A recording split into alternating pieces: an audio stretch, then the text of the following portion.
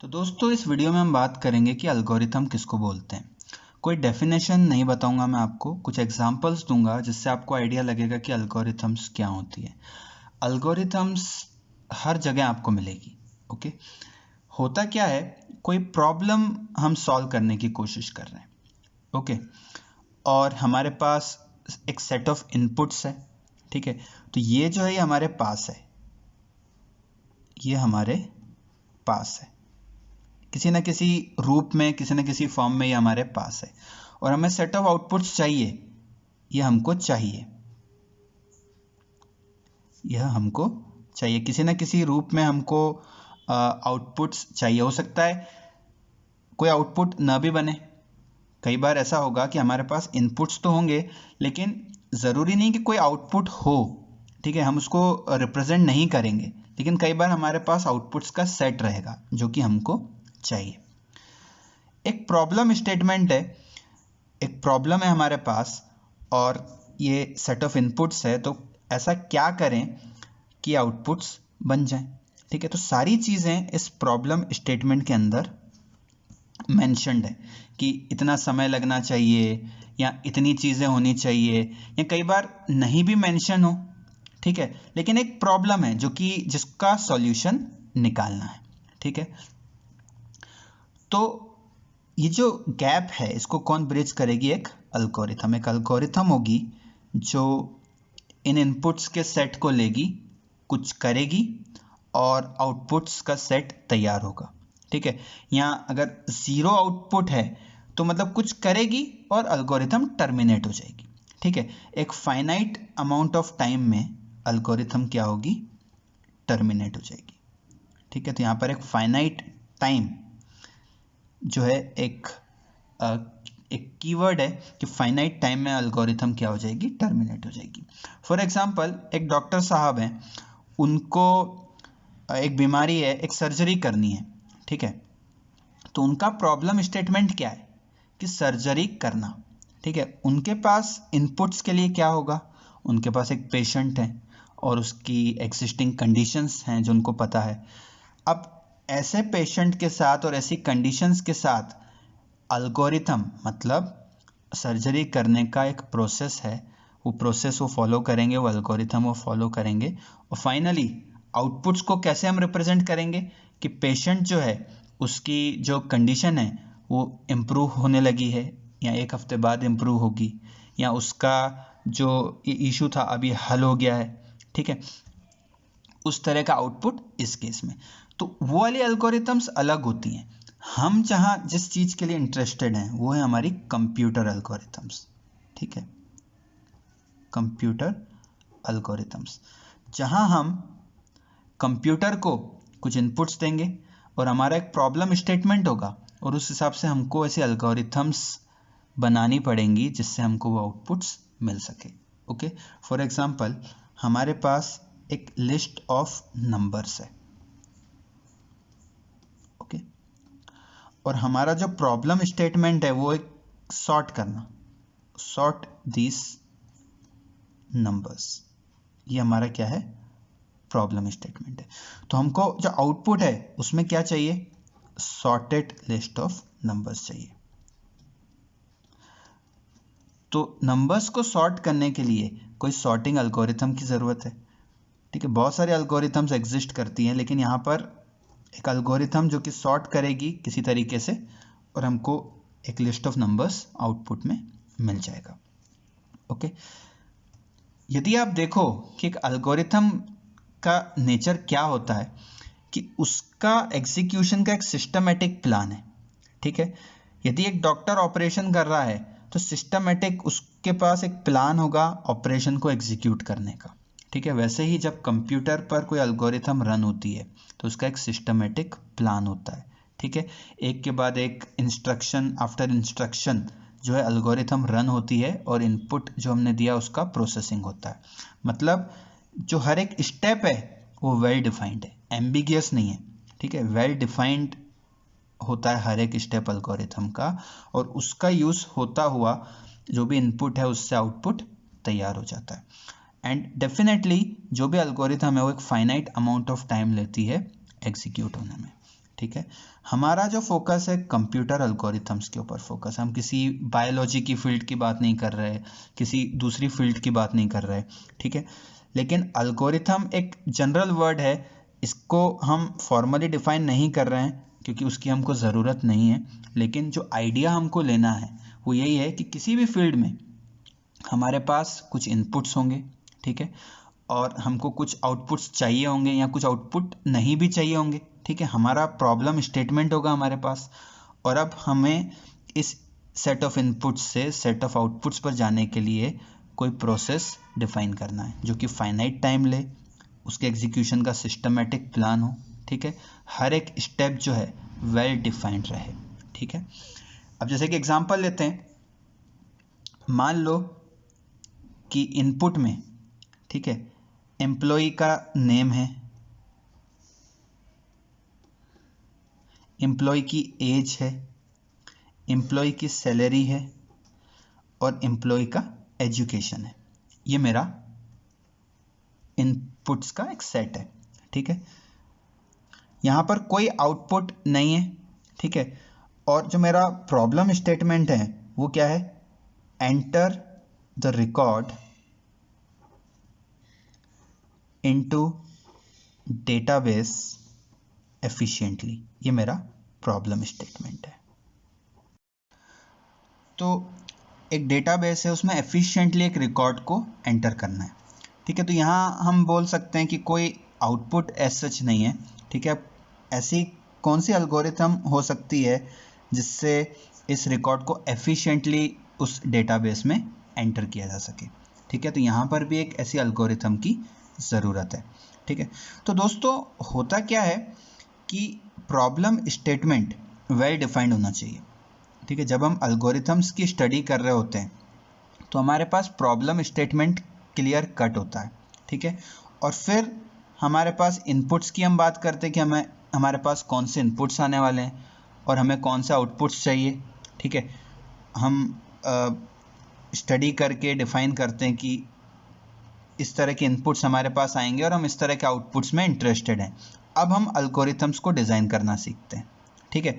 सीखते हैं का क्या मतलब कि एक एल्गोरिथम डिज़ाइन की, फिर उससे सीखा कि अच्छा ये ओवर कंप्यूटेशन हो रहा है, ओवर काउंटिंग हो रही है, या ये गलती है इसमें, फिर इसको रिफाइन करते हैं। मतलब एक बार डिज़ाइन हुई, फिर उसका एनालिसिस हुआ, ओके, फिर रीडिज़ाइन हुई। तो इस तरीके से जो एल्गोरिथम्स हैं उनका डिज़ाइन होता है, ओके, फिर उनका एनालिसिस होता है,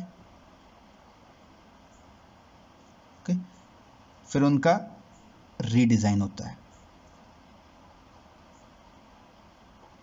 ठीक है। और इस तरीके से फिर हम एनालिसिस कर सकते हैं, फिर रीडिज़ाइन कर सकते हैं, ओके। एक तरीका ये होता है कि हम एल्गोरिथम्स को बनाते हैं, ठीक है। एल्गोरिथम्स जो सब्जेक्ट है इसके अंदर कई सारी ऐसे टूल्स हैं, ऐसी टेक्निक्स हैं, एल्गोरिथम्स को बनाने की टेक्निक्स हैं, ठीक है, जिनकी हम बात करेंगे। एल्गोरिथम्स को एनालाइज करने की टेक्निक्स हैं। इनका यूज़ करके जब भी कोई नई प्रॉब्लम आएगी, ठीक है, तो कंप्यूटर एल्गोरिथम यदि हमें उसके लिए बनाना है तो हम प्रॉब्लम स्टेटमेंट को डिफ़ाइन करेंगे अच्छी तरीके से, ठीक है। हमारे क्या इनपुट्स होने वाले हैं वो हम डिफ़ाइन करेंगे, क्या हमको आउटपुट्स चाहिए वो हम डिफ़ाइन करेंगे, ठीक है। और फिर एल्गोरिथम्स को डिज़ाइन करना और इम्प्रूव करते रहेंगे उसको, फाइनली जब तक एक एक्सेप्टेड परफॉर्मेंस वाले एल्गोरिथम हमको नहीं मिल जाती। फॉर एग्जांपल एक डेटाबेस सिस्टम है और उसमें रिकॉर्ड्स को एंटर करना है। अब रिकॉर्ड्स को एंटर करने में लग रहे हैं 5 सेकंड, तो ऐसा कुछ किया जाए, ऐसी एल्गोरिथम बनाई जाए या क्या ऐसे चेंजेस किए जाएं कि 5 सेकंड से 1 सेकंड में वो रिकॉर्ड एंटर हो जाए, ठीक है। जितना कम समय लगेगा, चीज़ें जितनी तेज होंगी उतना ही अच्छा रहेगा, ठीक है। तो उस तरीके से दोस्तों एल्गोरिथम्स के ऊपर काम होता है, और इसलिए कई सब्जेक्ट्स जो एल्गोरिथम्स को पढ़ाते हैं उनका नाम आपको मिलता है कि design and analysis of algorithms, ठीक है। इस सब्जेक्ट में डिज़ाइन करने की टेक्निक्स और एनालाइज करने की टेक्निक्स हम सीखते हैं, ठीक है दोस्तों। लेकिन गेट के पॉइंट ऑफ व्यू से जो भी प्रॉब्लम स्टेटमेंट्स हैं वो ऑलरेडी कई सारी डिफाइंड है, ठीक है। इनपुट्स क्या रहेगा उनका वो भी हमें पता ही रहता है। मोस्ट ऑफ द क्वेश्चंस जो गेट में पूछे जाते हैं वो इन्हीं अल्गोरिथम्स, जो इनकी पॉपुलर अल्गोरिथम्स हैं, उनकी टाइम कॉम्प्लेक्सिटी, स्पेस कॉम्प्लेक्सिटी क्या होती है, मतलब उनको एग्जीक्यूट होने में कितना समय लगेगा, उनका स्पेस का क्या रिक्वायरमेंट है, इससे रिलेटेड गेट में मोस्टली सवाल पूछे जाते हैं। लेकिन जब आप किसी ऑर्गेनाइजेशन में काम करने जाओगे, ठीक है, तब आपको वहाँ पर दिखेगा कि अच्छा ये जो पूरा प्रोजेक्ट है इसमें ये एक प्रॉब्लम स्टेटमेंट है जिसका हमको अच्छा सॉल्यूशन चाहिए, और इसको ये इनपुट्स आ रहे हैं और ये आउटपुट्स इसको आगे भेजना है, तो कौन सी एल्गोरिथम बनाई जाए। ठीक है, तो ये एक आर्ट है, एक हुनर है, जो आप जैसे जैसे सब्जेक्ट को पढ़ोगे और कई तरह की प्रॉब्लम्स को हल करोगे तो आप सीखोगे कि अच्छा ये प्रॉब्लम स्टेटमेंट है, ये इनपुट्स रहेंगे, ये आउटपुट्स रहेंगे और ये एल्गोरिथम बनानी है। कई बार most of the time problem statement already बना हुआ है, इनपुट्स भी पता है क्या है, आउटपुट्स भी पता है क्या चाहिए, एल्गोरिथम बनानी है। ठीक है, जो कि मेन काम है। ठीक है, मेन काम इस सब्जेक्ट का सिखाने का वही है कि ये चीज़ें डिफ़ाइन करना भी एक काम है, लेकिन अब जब ये चीज़ें डिफ़ाइन हो गई है तो एक अच्छी एल्गोरिथम बनाई जाए, डिज़ाइन की जाए, ठीक है, और फिर उसको एनालाइज किया जाए और फिर उसको रीडिज़ाइन किया जाए कि इस एनालिसिस से कुछ सीख करके हम उसको रीडिज़ाइन कर पा रहे हैं, और फाइनली एक एक्सेप्टेड लेवल ऑफ परफॉर्मेंस तक जब एल्गोरिथम आ जाती है तो उसको हम मेन यूज़ में ले लेते हैं। ठीक है, तो दोस्तों ये दो छोटे छोटे एग्जांपल्स आपको दिए कंप्यूटर एल्गोरिथम्स के। तो जैसे जैसे हम आगे बढ़ेंगे आपको कई और एल्गोरिथम्स के एग्जांपल्स मिलेंगे, प्रॉब्लम स्टेटमेंट क्या है, इनपुट्स क्या जाता है और आउटपुट क्या चाहिए होता है। ओके, तो चलिए दोस्तों एल्गोरिथम्स के बारे में थोड़ा और बात करते हैं।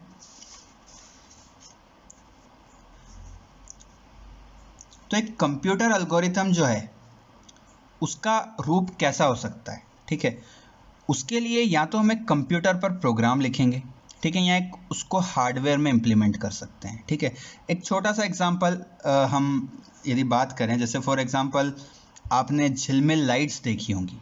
ठीक है, झिलमिल लाइट्स जो होती हैं तो उसका जो भी कोड रहता है या उसका जो भी लॉजिक रहता है कि लाइट्स किस तरीके से पैटर्न में चालू होंगी, बंद होंगी, वो उसकी चिप में होता है। ठीक है, चिप होती है। ठीक है, यहाँ पर जो भी लॉजिक है उसको चिप में डाल दिया गया है और बस आप उसको इलेक्ट्रिसिटी की सप्लाई देते हो और आपकी लाइट्स जो है उस पैटर्न में बंद चालू होती है। ठीक है, तो कोई भी एल्गोरिथम है वो हार्डवेयर में भी इम्प्लीमेंट की जा सकती है। जैसे आपको पता होगा अमेज़ॉन का जो एलेक्सा है, ठीक है, एक स्मार्ट स्पीकर है, उसमें कई चीज़ें उसके अंदर ही इनबिल्ड की गई हैं। ठीक है, जो उसका जो स्पीकर है कई सारी चीज़ें उसके अंदर इनबिल्ट है और बहुत सारी चीज़ों के लिए फिर वो क्या करता है, अपने सर्वर्स से कांटेक्ट करता है। ठीक है, तो अंदर ही हार्डवेयर के अंदर ही कई सारी चीज़ें एलेक्सा में भी इम्प्लीमेंट की हुई हैं। ठीक है, लेकिन एक एल्गोरिथम जो है उसके लिए एक कंप्यूटर प्रोग्राम लिखा जा सकता है। ठीक है, मोस्ट ऑफ द केसेस में वो चीज़ें कंप्यूटर पर ही रन होती हैं। ठीक है, तो एक कंप्यूटर का प्रोग्राम लिख सकते हैं।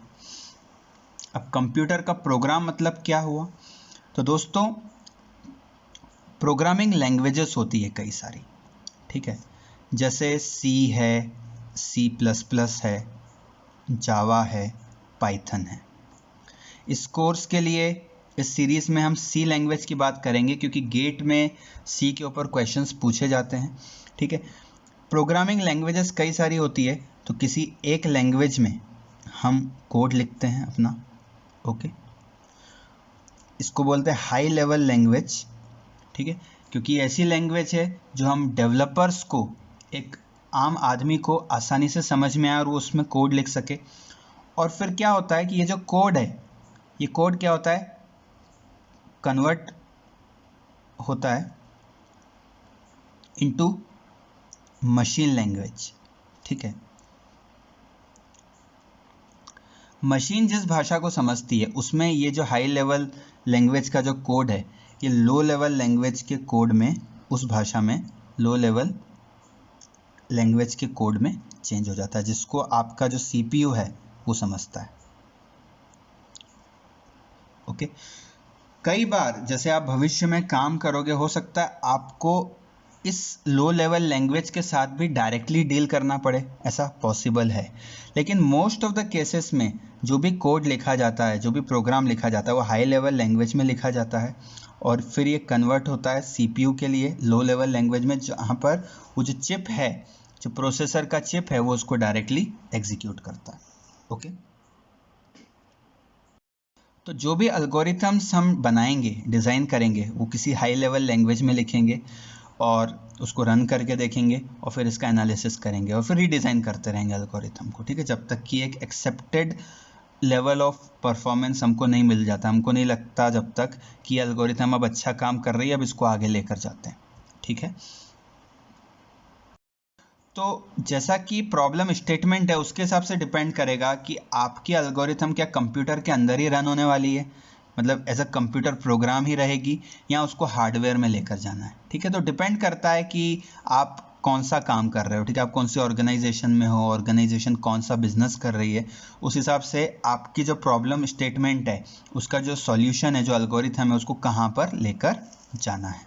ओके, तो सी लैंग्वेज में कोड लिखना आप सीख सकते हो, ठीक है। इस सीरीज़ में जो आपको वीडियोस मिलेंगे, आपको काफ़ी कुछ सीखने को मिलेगा सी के बारे में, लेकिन आपको कुछ लैंग्वेजेस पर कमांड अच्छी होनी चाहिए ताकि आप प्रॉब्लम्स की एल्गोरिथम्स को उनमें लिख सको और उनका एनालिसिस कर सको और कई सारी चीज़ें बना सको। ओके, तो दोस्तों इस कोर्स के लिए हम कई सारे एल्गोरिथम्स के सूडो कोड्स को स्टडी करेंगे। तो सूडो कोड लिखना भी एक तरीका है एल्गोरिथम को डिस्क्राइब करने का, ठीक है। और जनरली, माफ़ कीजिए, सूडो एल्गोरिथम लिख दिया, pseudo code. Okay, pseudo code एक तरीका है जिससे हम सबसे पहले एल्गोरिथम को पेपर पर लिखते हैं और उसका एनालिसिस करते हैं और फिर उसको किसी प्रोग्रामिंग लैंग्वेज में इम्प्लीमेंट करते हैं। ओके, तो इस कोर्स में हम कई सारे एल्गोरिथम्स के सूडो कोड्स को स्टडी करेंगे। यदि आपके पास समय रहता है तो मैं आपको सजेस्ट करूंगा कि आप इसके इम्प्लीमेंटेशन को भी कीजिए किसी प्रोग्रामिंग लैंग्वेज में, ठीक है। न सिर्फ ये आपको एक कॉन्फिडेंस देगा, ठीक है, गेट में भी किसी न किसी रूप में हेल्प करेगा, बट आपको गेट के बाद इंटरव्यूज़ को फेस करने में, रिटन एग्जाम्स को क्रैक करने में भी आपको हेल्प मिलेगी, ठीक है। तो सूडो कोड्स के थ्रू हम एल्गोरिथम्स को डिस्क्राइब करेंगे इस कोर्स में, ठीक है। तो दोस्तों सूडो कोड क्या होता है उसके बारे में हम थोड़ी सी बात करेंगे। तो दोस्तों एक कंप्यूटर जो है, यदि हम बात करें सीपीयू की, तो जब भी कोई एक प्रोग्राम सीपीयू के पास आता है रन होने के लिए, ठीक है, तो सेट ऑफ इंस्ट्रक्शंस होता है, ठीक है। एक प्रोग्राम जो है वो सेट ऑफ इंस्ट्रक्शंस होता है, ठीक है।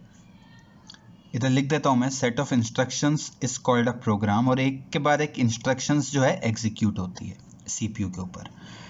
यदि इन इंस्ट्रक्शंस को देखें तो इन इंस्ट्रक्शंस में क्या होता है, किस तरह की इंस्ट्रक्शंस होती है।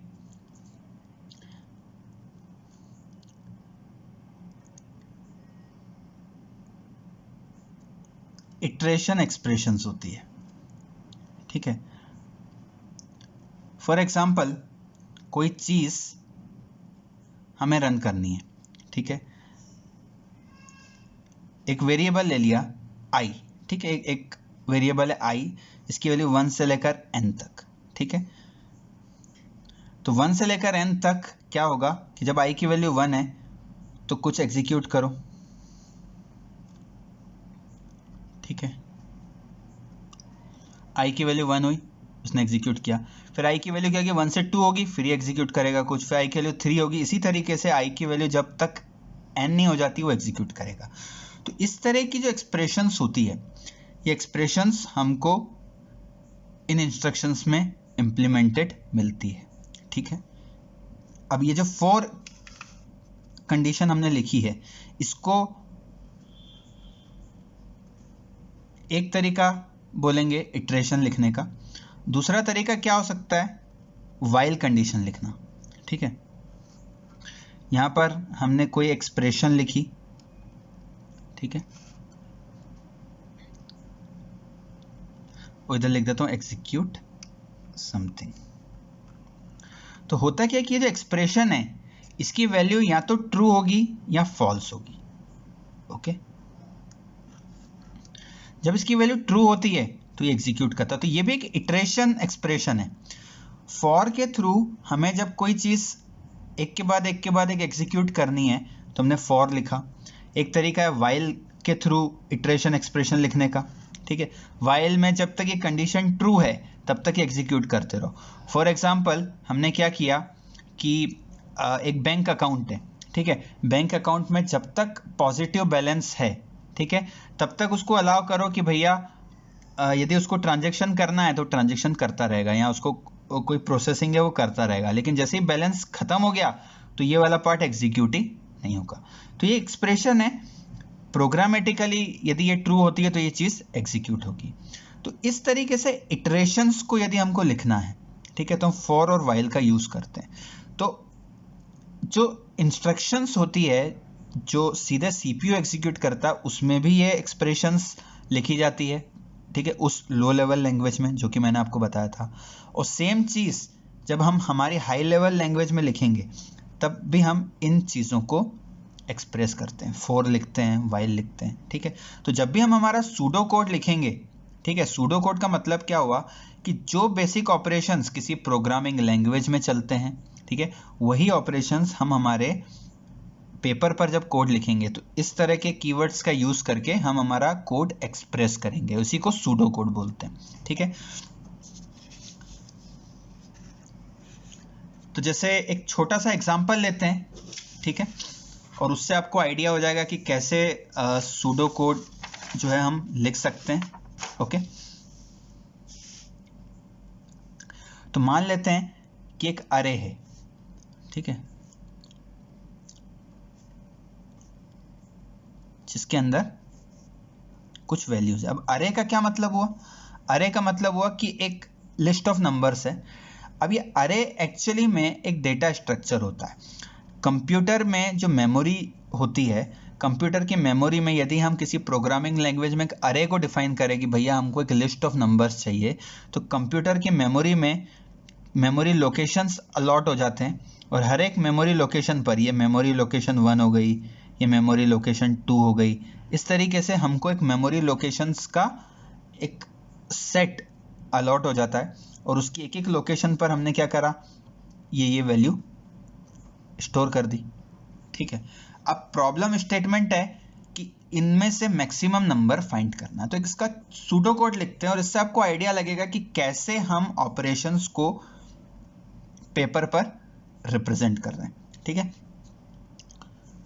तो हमने क्या करा, एक वेरिएबल डिफाइन किया मैक्स, ठीक है, मैक्स वैल करके, और इसकी जो वैल्यू है उसको हमने सेट कर दिया -1, ठीक है।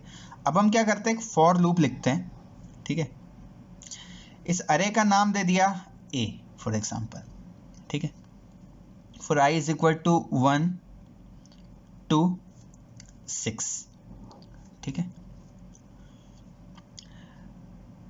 इफ, अब यहां हम एक इफ कंडीशन लगा रहे हैं, इफ एक्सप्रेशन लिख रहे हैं, इफ a ऑफ i। अब देखो हम इस अरे a पर हैं, इसके इस वैल्यू को एड्रेस करने के लिए इंडेक्स 1 दिया, इसके लिए 2, इसके लिए 3, इसके लिए 4, इसके लिए 5, इसके लिए 6। So if a i, okay, i की वैल्यू 1 से स्टार्ट होगी। अब यहां पर क्या होता है कि जब हम इफ एक्सप्रेशन की बात करते हैं तो यहां पर एक एक्सप्रेशन लिखनी होती है जो या तो ट्रू होगी या तो फॉल्स होगी, ओके। ये चीज या तो ट्रू होगी या तो फॉल्स होगी। यदि ट्रू हुई तो ये वाली चीज एग्जीक्यूट हो जाएगी। ये फॉर या वाइल की तरह नहीं है जो बार बार एग्जीक्यूट करेगा, ठीक है। फॉर में क्या होता है, हमको एक वेरिएबल का एक रेंज बता देते हैं। वाइल के केस में हम एक्सप्रेशन ही लिखते हैं और वो बार बार एग्जीक्यूट होती रहती है। लेकिन इफ में ऐसा नहीं होता, यदि एक बार वो एग्जीक्यूट करेगा, यदि ट्रू है तो उसको एग्जीक्यूट कर देगा। तो हम यहाँ पर क्या कर रहे हैं, इस अरे की इंडेक्स आई पे वैल्यू देख रहे हैं जो कि क्या है, 2 है, ठीक है। और अब कंडीशन क्या लिख रहे हैं कि यदि ये वैल्यू मैक्सवेल से बड़ी है तो अब क्या कर दो, मैक्सवेल को सेट कर दो AI के बराबर। तो ये जो चीज़ हमने लिखी है, ये एक एक्सप्रेशन है, और इस एक्सप्रेशन को लिखने के लिए हमने ये ऑपरेशन जो परफॉर्म किया है, ये ऑपरेटर यूज़ किया है, ठीक है, greater than, less than, equal to, ठीक है। तो ये आपके लिए लॉजिकल होगा समझना कि किस तरीके से जब हमें एक्सप्रेशंस लिखनी है तो एक्सप्रेशंस ट्रू कब होंगी, कि बोलेंगे कि इससे बड़ा है या इससे छोटा है या इससे बराबर है। इस तरह का कोई एक रिलेशन यदि हम यहाँ लिखें तो इससे क्लियर होता है कि जब हम अरे की एक एक वैल्यू को इटरेट करेंगे तो हम हर एक वैल्यू को चेक करेंगे इस मैक्सवेल से, यदि उसकी वैल्यू इससे बड़ी है तो मैक्सवेल को उसके बराबर सेट कर दो। अब जब नेक्स्ट टाइम ये लूप, ये जो फॉर कंडीशन एग्जीक्यूट होगी तो i1 तो एग्जीक्यूट हो गया तो i2 पे चला जाएगा, लेकिन मैक्स वैल्यू अब चेंज हो चुकी है, ठीक है। जैसे ही ये पूरा इटरेशन खत्म हुआ, आप क्या करो, मैक्सवेल को रिटर्न कर दो, ठीक है। इस पूरे स्निपेट को, इस जो सूडो कोड है, इसको हम क्या करते हैं, एक फंक्शन, इसको एक नाम दे देते हैं फाइंड मैक्सिमम। इसको हमने नाम दे दिया फाइंड मैक्सिमम। इसको इनपुट में क्या दे दिया हमने, अरे ए दे दिया, ठीक है। तो ये सूडो कोड हो गया। इसके थ्रू क्या हो गया कि ये अरे ए इसको इनपुट में चला गया, इसने प्रोसेसिंग की और इसने फाइनली मैक्सिमम वैल्यू रिटर्न कर दी, ओके। तो दोस्तों ये एक छोटा सा एग्जांपल था ये समझाने के लिए कि सूडो कोड कैसे लिखा जाता है। सरताज साहनी की किताब का चैप्टर 1 पढ़िएगा, ठीक है। उसमें सूडो कोड कैसे लिखते हैं वो बताया गया है और कुछ एग्जांपल्स भी आपको उसमें मिलेंगे। आपको आइडिया लगेगा कि कैसे सूडो कोड को लिखा जाता है, ताकि आगे आने वाले जो वीडियोस हैं जब हम एल्गोरिथम्स को डिस्क्राइब करेंगे या डिज़ाइन करेंगे तो सूडो कोड से लिखेंगे, ओके। तो दोस्तों अब हम आगे बढ़ते हैं और एक लास्ट टॉपिक डिस्कस करते हैं कि जो एल्गोरिथम्स की जो फील्ड है इसमें क्या क्या काम हो रहा है, ठीक है, ताकि आपके अंदर एक्साइटमेंट पैदा हो, उत्सुकता पैदा हो कि इस फील्ड में इतनी सारी चीज़ें हो रही है और आप भी भविष्य में किसी न किसी रोल को प्ले कर सको, ठीक है। अच्छी एल्गोरिथम्स को डिज़ाइन करना बहुत आवश्यक है ताकि अच्छा अनुभव मिल सके एंड यूज़र्स को, ठीक है। जैसे फॉर एग्जांपल आप नेटफ्लिक्स का यूज़ करते हो, ओके, आप अमेज़ॉन प्राइम का यूज़ करते हो, आपको कोई मूवी देखना है तो आप लॉगिन किया, आपने सब्सक्रिप्शन लिया और उसके बाद आप ब्राउज़ करते हो और किसी एक फिल्म को स्टार्ट करते हो। अब क्या हो यदि वो फिल्म आधे घंटे बाद शुरू हो, या क्या हो जब वो फिल्म धीरे धीरे चले, या क्या हो जब आपने अमेज़ॉन प्राइम का जो ऐप है उसको ओपन किया और वो धीरे धीरे ओपन हो रहा है, क्या अच्छा एक्सपीरियंस है? नहीं है। तो ये जो ऑर्गेनाइजेशंस हैं, अमेज़ॉन है, आज आप अमेज़ॉन पर शॉपिंग करते हो या फ्लिपकार्ट पर शॉपिंग करते हो, इन्होंने क्या किया है, इन्होंने ऐसे सॉल्यूशंस बनाए हैं, ऐसी एल्गोरिथम्स डिज़ाइन की है कि यूज़र का एक्सपीरियंस शानदार हो जाए, ठीक है। आप कई सारे वीडियो गेम्स खेलते हो, कितने बढ़िया बढ़िया वीडियो गेम्स बनाए हैं, ओके, तो कैसे चलते हैं वो, ठीक है, कई एल्गोरिथम्स उनके पीछे काम करती है, ओके। आप कई तरह के ऑपरेटिंग सिस्टम्स का यूज़ करते हो, आप इंटरनेट चला रहे हो, इंटरनेट कैसे चलता है, इंटरनेट में आपके सिस्टम से डेटा निकला, वो कहाँ जाएगा, कैसे जाएगा, कितनी एल्गोरिथम्स काम करती है, तब जाकर के आप ब्राउज़र का यूज़ कर पाते हो, ठीक है, आप वीडियो चैट करते हो। तो ये जो सारी चीज़ें हैं, यहाँ पर एल्गोरिथम्स का बहुत बड़ा रोल है। प्रॉब्लम्स को आइडेंटिफाई किया गया और फिर प्रॉब्लम्स को आइडेंटिफाई करने के बाद उनकी अच्छी एल्गोरिथम्स बनाई गई, ओके। तो दोस्तों कई ऐसी एग्जिस्टिंग प्रॉब्लम्स हैं जिनके लिए एफिशिएंट सॉल्यूशंस की ज़रूरत है। ऑपरेटिंग सिस्टम काम कर रहा है, नेटवर्क्स काम कर रहे हैं, डेटाबेस सिस्टम्स काम कर रहे हैं, कई सिस्टम्स काम करते हैं, ठीक है। आप गेट की तैयारी करके अच्छी रैंक लाओगे और एक अच्छे इंस्टीट्यूट में जाओगे तो वहाँ पता चलेगा आपको कि एल्गोरिथम्स की फील्ड में कहाँ कहाँ रिसर्च हो रही है। बड़े बड़े प्रोफेसर्स काम कर रहे हैं, आप विदेश में जाते हो पढ़ाई करने, बड़े बड़े प्रोफेसर्स काम कर रहे हैं, कई प्रॉब्लम्स उनके पास मौजूद हैं जहाँ पर रिसर्च की ज़रूरत है, ठीक है, जहाँ एफिशिएंट सॉल्यूशंस चाहिए। एफिशिएंट सॉल्यूशंस मिल जाएंगे तो चीज़ें तेज़ गति से काम करेंगी, अच्छा अनुभव देगी। तो एल्गोरिथम्स की जो फील्ड है उसमें आपके पास एक मौका है कि आप किसी एक प्रॉब्लम को, जो एग्जिस्टिंग प्रॉब्लम है या कोई नई प्रॉब्लम ऐसी बन जाए और आप उसके लिए एफिशिएंट सॉल्यूशन, अच्छी एल्गोरिथम ढूंढने का काम करो, रिसर्च करने का काम करो। ओके, अब दोस्तों जैसे हमने बात की कि एल्गोरिथम सीपीयू पर रन होती है। अब आप इसको ऐसे इमेजिन कर सकते हो कि जैसे एक आदमी है, वो एक सीपीयू है, ओके, उससे कोई काम करवाया जा रहा है, ठीक है। लेकिन एक आदमी की जगह मान लो कि यदि 10 आदमी हो, तो उसी काम को 10 आदमियों से कैसे करवाया जाएगा, ठीक है। एल्गोरिथम एक कंप्यूटर के लिए लिखना वर्सेस एल्गोरिथम ऐसी लिखना जो 10 कंप्यूटर्स से काम कराए, ठीक है। पैरेलली एग्जीक्यूशन होता रहा है, मतलब काम इस तरीके से बटे कि पैरेलल एग्जीक्यूशन होता रहे। तो वो जो फील्ड है वो पैरेलल एल्गोरिथम्स की फील्ड है, उसमें भी काफ़ी रिसर्च हो रही है, काफ़ी चीज़ें उसमें ऑलरेडी हो चुकी हैं। गेट के पॉइंट ऑफ व्यू से हमारा स्कोप लिमिटेड है, ठीक है, लेकिन जैसे आप हायर स्टडीज़ के लिए जाओगे तो आप इस फील्ड में काम कर सकते हो, ठीक है। आइडिया सिंपल है कि यदि एक आदमी काम कर रहा है तो उसी काम को यदि 10 आदमियों से करवाना हो तो कैसे करवाएंगे, पैरेलली कैसे काम बांटे और फिर कैसे उनके कामों को जोड़ा जाए, ठीक है। Approximation algorithms. अब दोस्तों कई प्रॉब्लम्स ऐसी मिलेंगी आपको जहां पर हम चाहेंगे कि चलो एग्जैक्ट सॉल्यूशन नहीं मिल रहा तो अप्रोक्सीमेट सॉल्यूशन मिल जाए, क्योंकि एग्जैक्ट सॉल्यूशन निकालने के लिए जो एल्गोरिथम है, एफिशिएंट एल्गोरिथम नहीं मिल पा रही।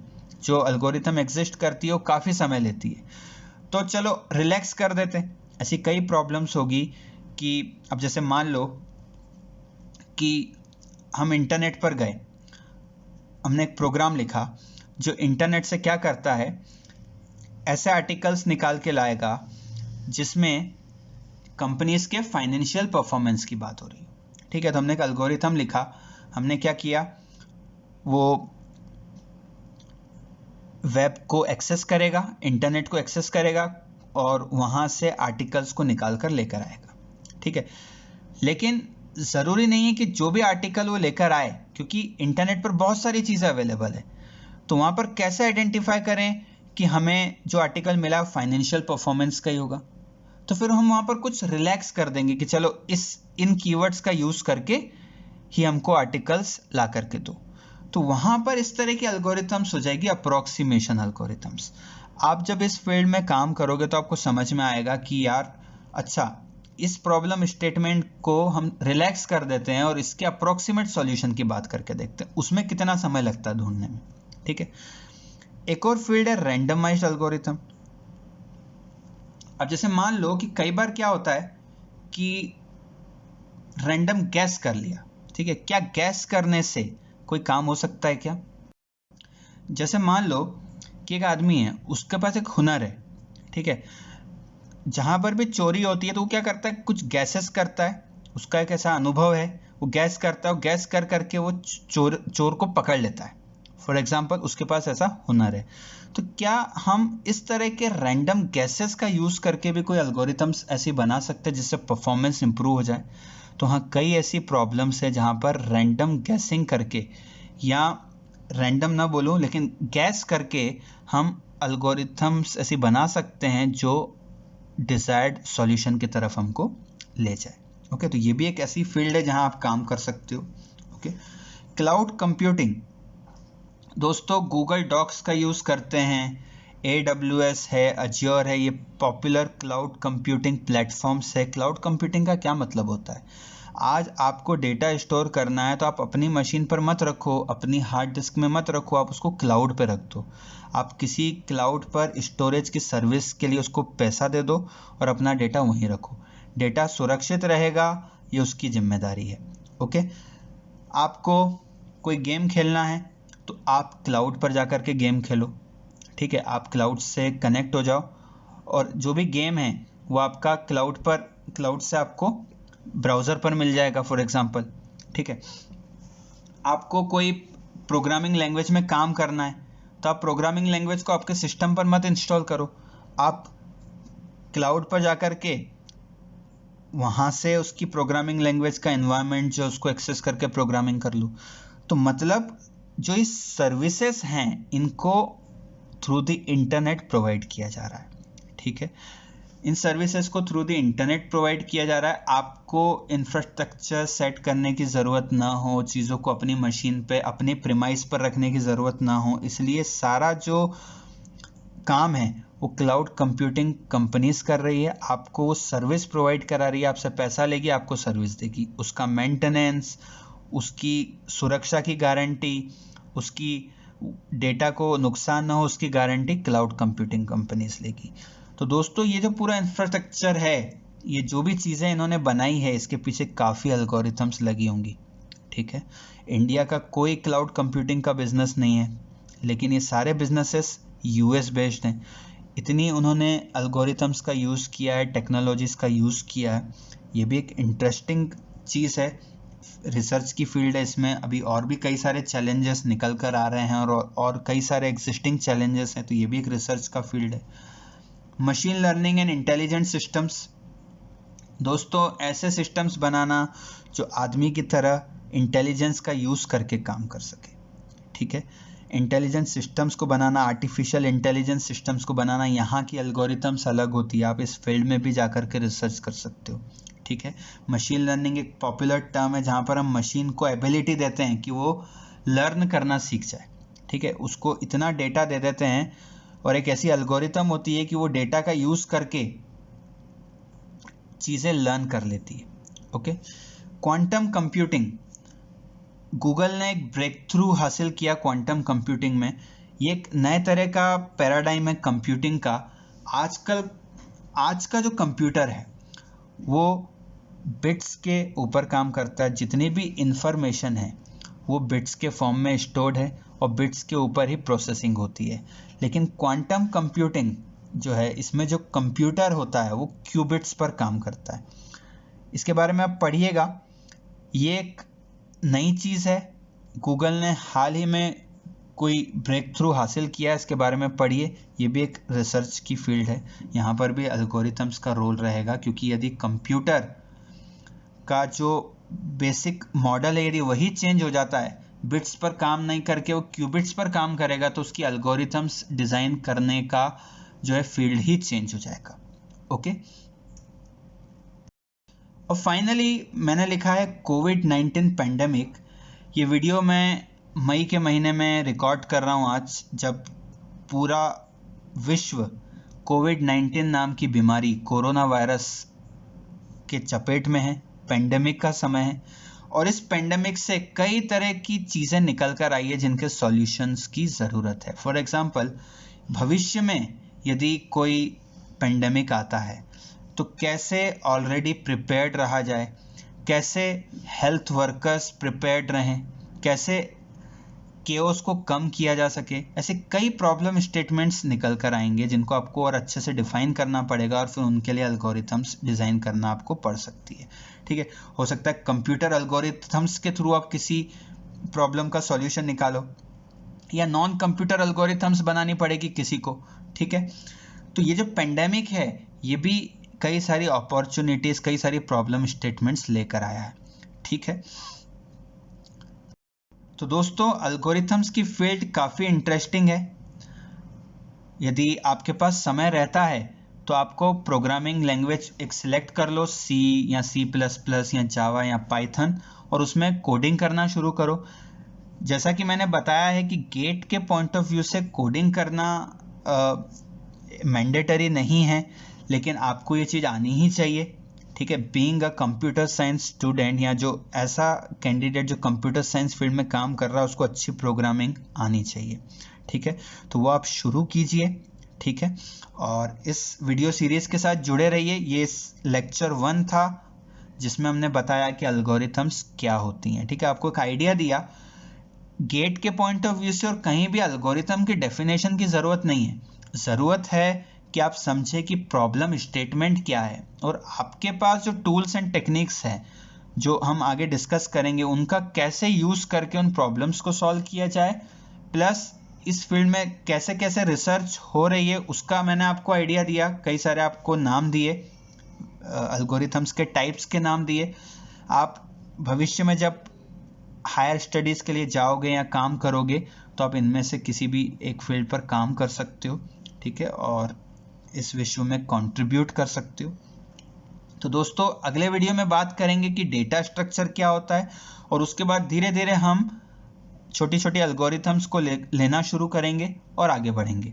तो दोस्तों अगर आपने इस चैनल को सब्सक्राइब नहीं किया है तो जल्दी सब्सक्राइब कीजिए, अपने फ्रेंड्स के साथ शेयर कीजिए, अपना फीडबैक दीजिए इस वीडियो को लेकर, और नीचे कमेंट बॉक्स में कमेंट्स लिखिए ताकि और अच्छे वीडियोस बन सकें, और सीखते रहिए। धन्यवाद।